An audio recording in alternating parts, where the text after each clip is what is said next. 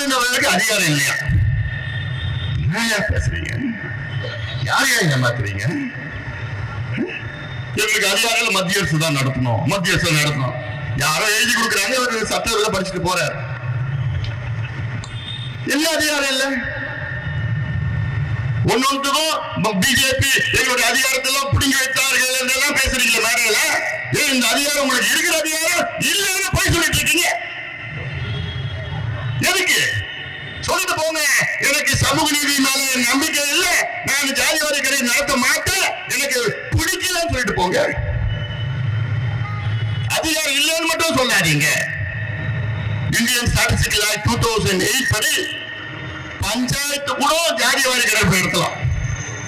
பஞ்சாயத்து கூட ஜாதி வாரி கணக்கு நடத்தலாம். நினைச்சு பாருங்க, பஞ்சாயத்து நடத்தலாம், மாநிலம் நடத்தலாம், மத்திய அரசு நடத்தலாம், யாருமே நடத்தலாம். கணக்கெடுப்பு நான் கேட்கறது சென்சஸ் கேட்டோம், சர்வே கொடுங்க. சென்சஸுக்கும் சர்வேக்கு வித்தியாசம் இருக்கு. காஸ்ட் சென்சஸுக்கும் காஸ்ட் சர்வேக்கு வித்தியாசம் இருக்கு. காஸ்ட் சென்சஸ் மத்திய அரசு நடத்தணும், காஸ்ட் சர்வே மாநில அரசு நடத்தணும்.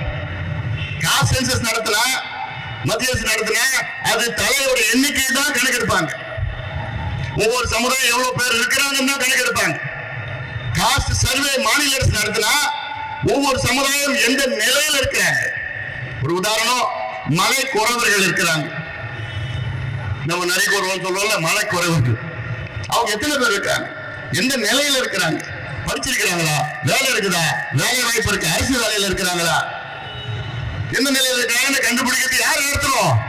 மாநில அரசு, தமிழக முதலமைச்சர் நடத்தினாதான் இவர்களுடைய நிலையை, உண்மை நிலையை கண்டறிய முடியும். பாதகம் செய்பவரை கண்டால் நாம் பயங்கொள்ளலாகாது பாப்பா, மோதி மிதித்து விடு பாப்பா, அவர் முகத்தில் உமிழ்ந்து விடு பாப்பா. அண்மை செய்திகளை உடனுக்குடன் தெரிந்து கொள்ள இணைந்திருங்கள் இயம்நாடு தொலைக்காட்சியுடன்.